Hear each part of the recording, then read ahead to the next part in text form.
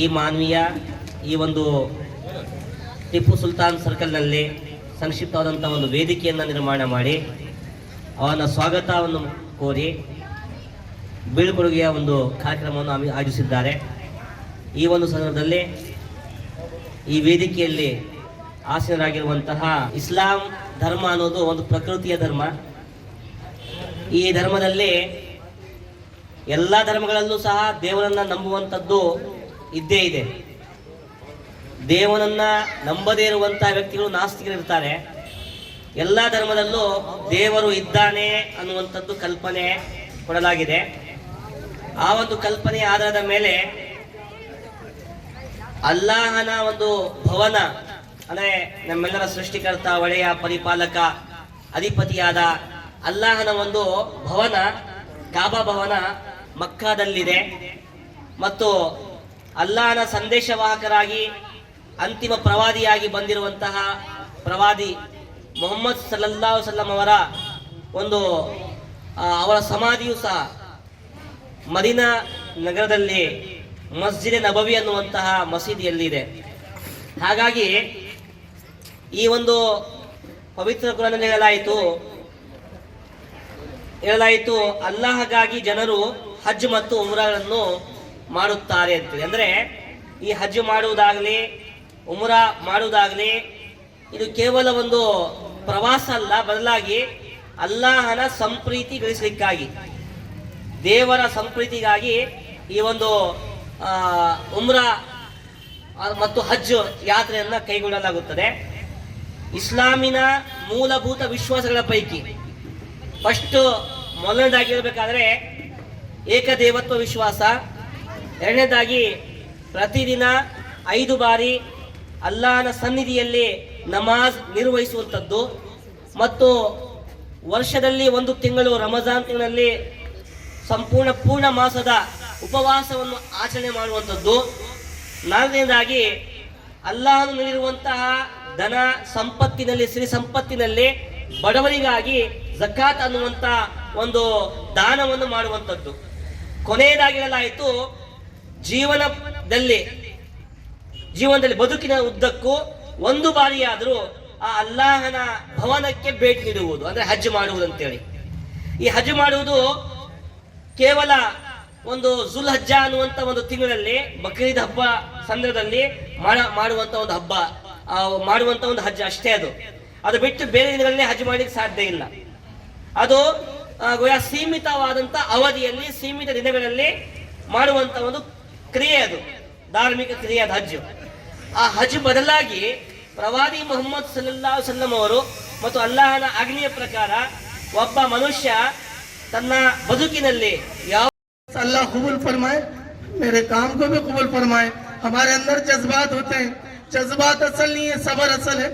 सबर के साथ अल्लाह ताला बहुत बड़ा अजर देता है। ये जो भी ठहरे हैं, मैं एक छोटा सा अदना सा, वक्त नहीं है मेरी तफसील बताने का।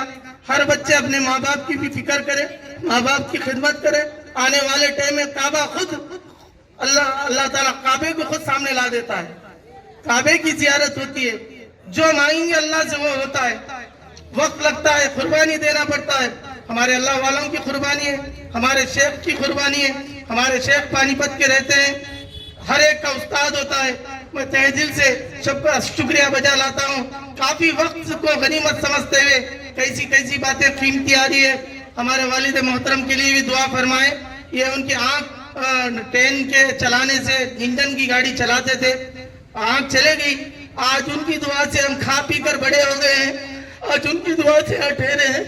आज हमारे माँ बाप का ये साया है। बस जज़ाकल्लाहु खैरा। और दुआ फरमाए हमारे वालिद को, और हमारे इब्राहिम साहब काउंसलर, ये भी बहुत मेहनत करे। हमारे इन लोगों के वक्त नहीं है, सबके लिए हम दुआ करेंगे। और 2-4 बात हमारे मौलाना मुदस्सिर साहब हमारे खास है, ये भी हमारा घराना, इनसे आना जाना है। इनके वालिद मोहतरम से कोई ये सियासत नहीं है। मैं खुदा को गवाह रखकर कह रहा हूँ, हमारा मैसेज, हमारा पैगाम असरा टूल ट्रेवल्स की जानिब से जाए, हमारी सही खिदमत हो, और हम वहाँ जाने के बाद खुदा की इज्जत की जलालत की कसम है, हम ऐसी खिदमत करेंगे, अल्लाह को गवाह रखकर इन हाजियों की खिदमत करेंगे। दुआ करें। और मौलाना मुदस्सिर साहब को दावत देता हूँ 2-4 अल्फाज अपनी जुबान मुबारक से। मैं यहाँ पर कोई लंबी चौड़ी तकरीर या कोई लंबा चौड़ा भाषण या कोई लंबी चौड़ी वाज़ व नसीहत के लिए नहीं खड़ा हुआ हूँ।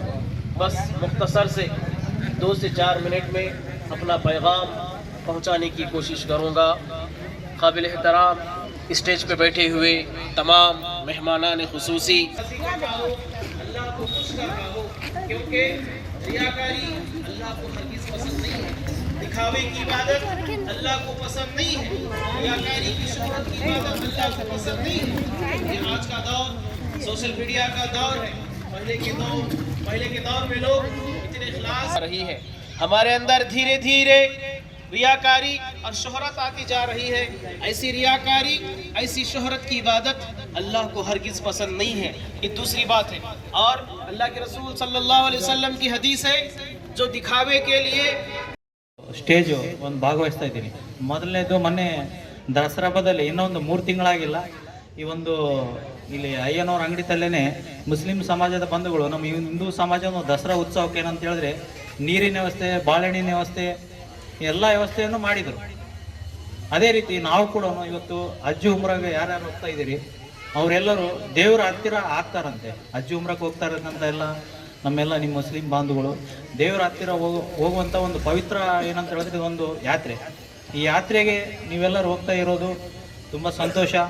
ಚೆನ್ನಾಗಿ ಹೋಗಿ ನಮ್ಮ ದೇಶದ ಬಗ್ಗೆ ಆಗಿರ್ಬೋದು, ಸಮಾಜದ ಬಗ್ಗೆ ಆಗಿರ್ಬೋದು, ತಮ್ಮ ಕುಟುಂಬದ ಬಗ್ಗೆ ಆಗಿರ್ಬೋದು ಒಳಿತನ್ನು ಬಯಸಿ ಸುಖಕರವಾಗಿ ಪಯಣ ನಿಮ್ಮದಾಗಿ ಮತ್ತು ಸುಖಕರವಾಗಿ ಬರಲಿ ಅಂತೇಳಿ ನಾನು ಈ ಸಂದರ್ಭದಲ್ಲಿ ಶುಭಾರಿಸಿ ನನ್ನೊಂದೆರಡು ಮಾತುಗಳ ವಿರಾಮ ನೀಡುತ್ತೇನೆ. ಮೆಕ್ಕಾ ಮದಿನಾ ಒಂದು ಯಾತ್ರೆಗೆ ಹೋಗ್ತಾ ಇದ್ದೀರಿ, ನಿಮಗೆಲ್ಲ ಒಳ್ಳೆಯದಾಗಲಿ ಅಂತ ಹೇಳ್ತಾ, ಈ ವೇದಿಕೆ ಮೇಲೆ ಇರುವಂಥ ವೇದಿಕೆ ಮುಂಭಾಗದಲ್ಲಿರುವಂಥ ಎಲ್ಲ ಏನು ಹಸ್ರಾ ಹಜ್ ಉಮ್ರಾ ಟೂರ್ಸ್ ಏನು ನೀವೆಲ್ಲ ಹೋಗ್ತಾ ಇದ್ದೀರಿ, ನಿಮ್ಮ ಒಂದು ಯಾತ್ರೆ ಚೆನ್ನಾಗಾಗಲಿ ಹಾಗೂ ನಿಮ್ಮ ಪ್ರಯಾಣ ಸುಖಕರವಾಗಿರಲಿ ಅಂತ ಹೇಳ್ತಾ ನಾನು ಆ ದೇವರಲ್ಲಿ ಪ್ರಾರ್ಥನೆ ಮಾಡ್ತೀನಿ.